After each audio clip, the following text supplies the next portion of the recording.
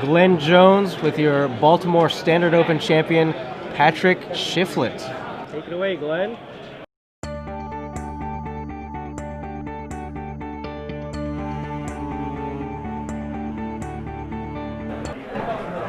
Hello everyone and welcome to the last sideboard for the Standard Open. I'm Glenn Jones. I'm here with our champion, Patrick Shifflett. Here's a nice shiny cup for your mantle. Thanks. There you go. You're playing 9 mid-range, only 9 mid-range player in the top 8, obviously. Right. And we were just talking about actually you played your first game of the top 8 on the play in the finals. You 2-0'd every other opponent from the draw, being on the 8th seed. Right. I was on the draw on everything, in the entire top 8, which. Did you feel like I mean, obviously it didn't work out to be a disadvantage. Are you concerned about being on the draw with the deck in general? The extra card is insane. Just because the power level of all the cards I play. Sure. It just having an extra card is not a disadvantage, or them being up on a mana is really not a disadvantage. Yeah, that was one thing I actually realized watching the finals. I initially pegged the Jund deck as I think ahead of yours in the matchup because it got to be on the play and it has a little more of the controlling element. Absolutely. But your card power level is so high that you can actually just come back over the top in the late game, which is what happened like in every game. You were just like Thragtusk, Garrick, Angel of Serenity, and he eventually just runs out of ways to solve the problem. Is that how you feel the matchup generally is? Yeah, I really do. I was also worried about Jund because he has so much more removal than I do. Sure.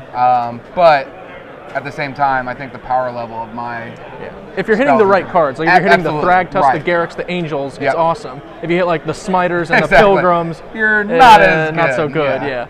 Okay, so obviously the deck seemed pretty well positioned against black-red aggro. I know it's been like tearing up Moto. It won a couple premier events. Did you use the Moto list to help build your own? Or no? It was actually me and a friend a couple of weeks ago.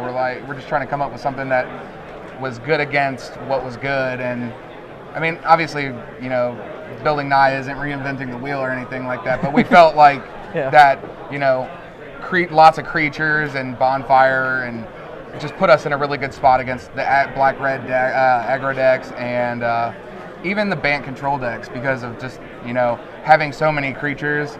They only have but so many board wipes, so. Yeah. I mean, following Pro Tour Barcelona, honestly, like it seemed kind of weird that there wasn't a Naya deck, considering like the block format was all about what you could do in that color combination. Absolutely. And it not existing was very peculiar for Standard for months, and now we have it.